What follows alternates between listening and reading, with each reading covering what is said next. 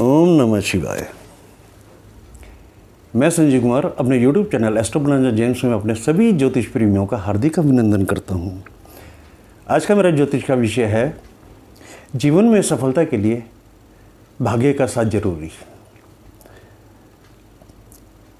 मेरे प्यारे भाई बहनों, कई बार ऐसा होता है कि इंसान जो है बहुत मेहनत करता है जीवन में सफलता के लिए, लेकिन उसकी सफलता जो है उससे कोसों दूर रहती है। ऐसे में वो परेशान हो जाता है कि क्या किया जाए। तो इन सवालों का जो है ना जवाब आज इस एपिसोड में जो है मैं देने जा रहा हूँ।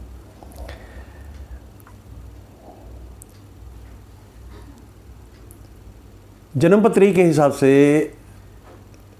नवम यानी 9th हाउस जो है वो भाग्य का कहलाता है। और पिछले वीडियोस की तरह से मैं इस बात को क्लियर कर दूं कि 9th हाउस जो है भाग्य का, और वो कुंडली में किसी भी तरह से यदि पीड़ित हो जाए, यदि वो मित्र राशियों में नहीं बैठा है या शत्रु ग्रह जो हैं उसके साथ बैठे हैं और विपरीत ग्रहों की महादशा अंतर्दशा इत्यादि चल रही है, तो ऐसे में जो है भाग्य इंसान का साथ नहीं देगा। और जितनी भी मेहनत कर ली जाए, क्या होता है इंसान आगे बढ़ने की जगह पीछे ही बैक होता चला जाता है और उसको नुकसान पर नुकसान झेलने पड़ते हैं। यदि जॉब इत्यादि में भी है तो ऐसे में क्या होता है कि जॉब में भी काफ़ी कष्टों का सामना करना पड़ता है। जब आगे साथ नहीं है तो एक बात और मैं आपको बताऊं कि बहुत से लोगों को आपने कहते सुना होगा कि भाग्य के भरोसे नहीं, इंसान कर्म करे तो वो कामयाब होगा। बात ठीक है कि कर्म तो करना पड़ेगा, बैठे बिठाए तो भाग्य भी कुछ नहीं देता है। मगर क्या होता है कि कर्म करते रहो और एस्ट्रोलॉजी की अकॉर्डिंगली, वैदिक एस्ट्रोलॉजी की अकॉर्डिंगली यदि लक आपका साथ नहीं है और 9th हाउस का लॉर्ड आपके हॉरोस्कोप में पीड़ित अवस्था में है या अशुभ ग्रहों की महादशा अंतर्दशा इत्यादि चल रही है, तो ऐसे में भाग्य का साथ नहीं मिल पाएगा, तो कर्म किया हुआ व्यर्थ जाता है, निष्फल हो जाता है और उसमें इंसान को असफलताओं का सामना करना पड़ता है। और इसके लिए सबसे पहला सबसे बड़ा जो उपाय है वो ये है कि 9th हाउस का जो लॉर्ड है, नवम भाव का जो स्वामी ग्रह है, उससे संबंधित जो है जेम स्टोन्स बहुत अच्छी क्वालिटी का यदि संभव हो तो लीजिए। जेम स्टोन्स पहनिए तो हमेशा अच्छी क्वालिटी के जेम स्टोन्स थोड़ा कॉस्टली ज़रूर आते हैं, लेकिन यदि आप इफ़ेक्ट लेना चाहते हैं जेम स्टोन्स का, जेमोलॉजी को यदि आप अपनी लाइफ में अनुभव करना चाहते हैं तो आपको एक जो स्टोन है वो अच्छी क्वालिटी का ही धारण करना पड़ेगा, जिसकी ग्रेविटी बहुत अच्छी हो। और वो स्टोन जो है अपने ग्रह से संबंधित जो रेज हैं, रश्मियाँ हैं, वो ब्रह्मांड से खींचकर आपके शरीर में डालेगा, तो उससे जो है उस ग्रह से संबंधित जो पॉजिटिविटी है वो मिलना बॉडी को शुरू होती है, तो उससे जो है फिर पॉजिटिविटी मिलना शुरू हो जाती है। तो आशा करता हूँ कि ये बात तो बहुत क्लियर हो गई कि लकी स्टोन कौन सा होता है। लकी स्टोन होता है हॉरोस्कोप में 9th भाव का लॉर्ड जो है उससे संबंधित स्टोन, वो लकी स्टोन होता है हर इंसान के लिए, चाहे वो किसी भी अवस्था में बैठा हो, उसका स्टोन जो है अवश्य धारण करना चाहिए।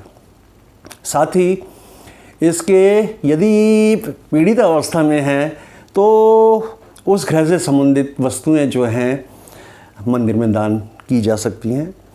भाग्य भाव का लॉर्ड है तो इसका मंदिर के अलावा कहीं और दान नहीं करना है, इस बात का विशेष ध्यान रखना चाहिए। यदि इसका लोगों को दान इत्यादि कर दिया गया इस ग्रह से संबंधित, जो 9th हाउस का लॉर्ड है, तो उससे जो है आपको फ़ायदे की बजाय नुकसान हो जाएगा। लेकिन मैं बार बार इस बात को दोहराता हूँ, समझाता हूँ कि किसी भी ग्रह का दान यदि मंदिर में किया जाए तो उसका नुकसान नहीं होता है, क्योंकि मंदिर यानी कालपुरुष कुंडली के हिसाब से सेकंड हाउस धन का भी होता है, परिवार का भी होता है, कुटुंब जिसे कहते हैं, और वो मंदिर का भी होता है। और सेकंड हाउस में बैठा हुआ कोई भी ग्रह है वो शुभ ही फल देता है। ये एक थ्योरी को समझ लें आप। इसीलिए मैं हमेशा ये कहूँगा कि खास करके शुभ ग्रहों का दान भी अवश्य करना चाहिए। यदि उस ग्रह से संबंधित बाधाएं, यदि वो अशुभ अवस्था में बैठा है और आपने स्टोन तो धारण कर लिया, लेकिन उसका दान भी अवश्य करना चाहिए, और वो मंदिर में ही करना चाहिए। इससे जो है आगे आपका साथ देने लगेगा। यदि इसके साथ ही ये अशुभ ग्रहों की दशा इत्यादि चल रही है तो उन ग्रहों से संबंधित भी दान जो है अवश्य करने पड़ेंगे, तभी जाकर आपको जीवन में अनुकूलता मिलनी शुरू होगी। बार बार कहता हूँ 100% भाग्य नहीं बदला जा सकता, लेकिन शुभ ग्रहों की शुभता को और अशुभ ग्रहों की अशुभता को उपायों के द्वारा जरूर बढ़ाया और घटाया जा सकता है। ये मैं नहीं कह रहा हूँ, ये हमारे जितने ऋषि मुनि इत्यादियों ने वेदों में, पुराणों में, ज्योतिष की बुक्स में जितने ग्रंथ इत्यादि लिखे हैं, उन सब में ये बातें बताई गई हैं, जिसको अपना कर हम सबको लाभ उठाना चाहिए, और लाभ मिलता भी है, नो डाउट। प्रैक्टिकल नॉलेज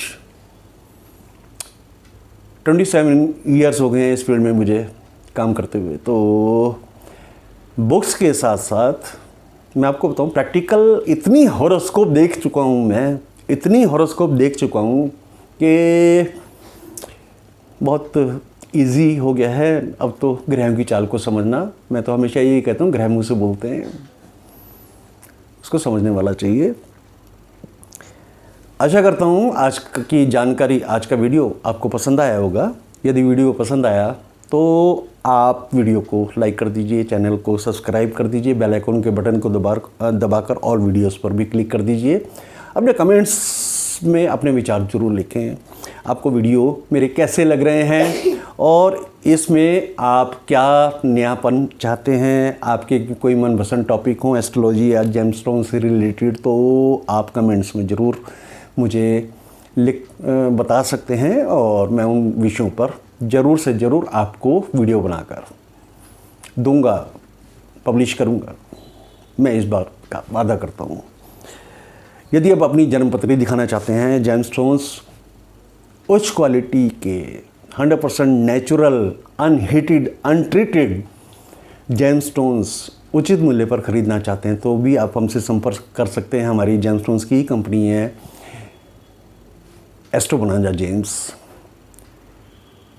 तो जन्मपत्री से संबंधित या जेमस्टोन से संबंधित यदि आप इंक्वायरी करना चाहते हैं तो हमारा व्हाट्सएप नंबर है 9911718383 9911718383। इस नंबर को आप अपने माइंड में बिठा लीजिए, इसको माइंड की मेमोरी में सेव कर लीजिए। बहुत काम का नंबर है आपके लिए।